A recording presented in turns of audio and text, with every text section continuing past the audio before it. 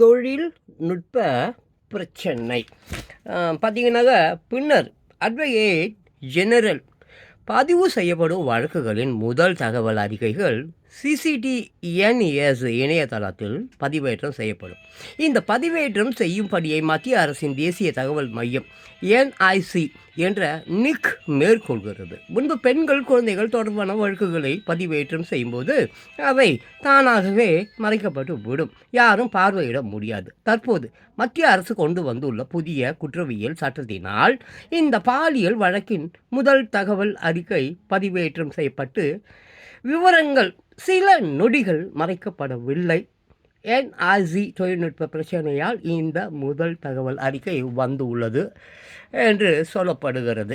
சரி, என்னதான் தொழில்நுட்ப கோளாறு அப்படின்ற ஒரு விஷயம் இருந்தாலும் முதல் அறிக்கை என்பது வெளிவந்திருக்கவே கூடாது. அதை வெளியிட்டவர்கள் தண்டிக்கப்பட வேண்டும்.